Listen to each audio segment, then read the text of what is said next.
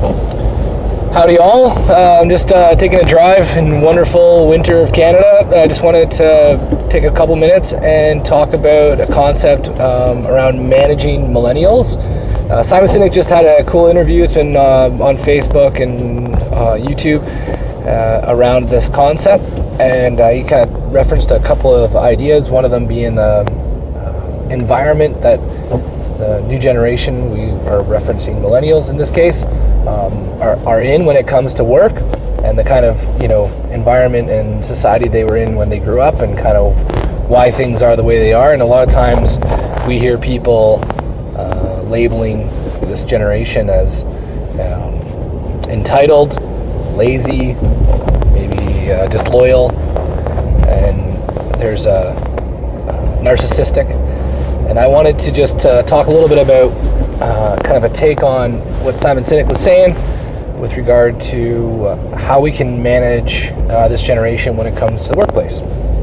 So I run a marketing company, and we happen to have a ton of millennials that we work with. And I got to tell you, none of them are lazy, none of them are disloyal.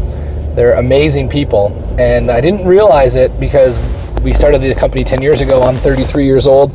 So I was 23 when I started it. Haven't had a chance to be in any other corporate environments in a leadership role. I did have an opportunity though to work in lots of different roles before I was started in Intrigue Media.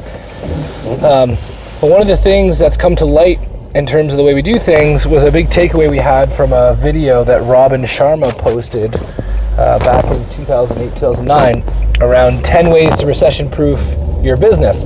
And one of the ways to do that was to grow leaders faster than your competition. Now, I gotta tell you, I didn't really understand what that meant.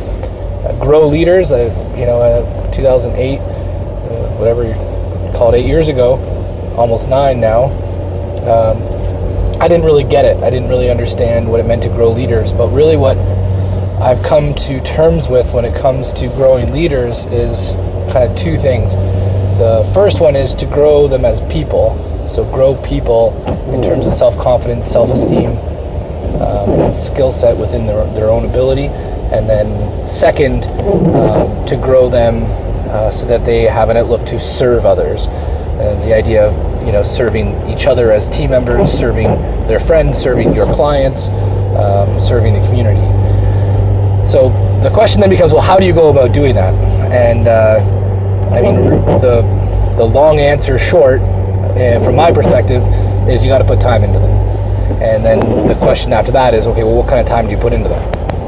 So first of all, it's lots of time. And then the second of all, here's a couple of kind of tidbits we use at Intrigue to kind of structure that time to make sure that we're helping people grow their confidence as people. So the first thing I'm going to talk about today is a roadmap. And a roadmap is a meeting that happens every 90 days. And it could seem pretty straightforward because a lot of people meet with their managers.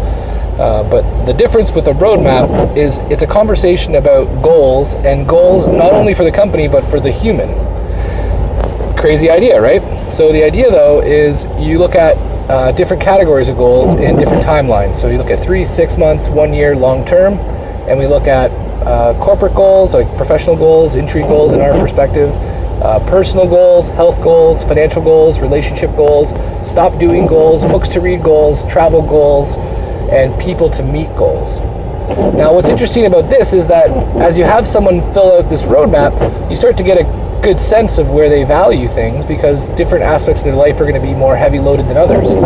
We also use spiritual goals, and that one can kind of get people confused when they first start thinking about this. And by spiritual, we don't mean religious. So for example, under my spiritual goals, I meditate twice a week. It doesn't have anything to do with religion, but it has something to do with me finding my center. And so as we walk through this process with a team member every 90 days, we start to see progress, and then we do it in an online environment, and they get to turn the box green when they've accomplished a goal. And it's amazing to see after a year or two how many goals have been accomplished, and that really starts to grow confidence.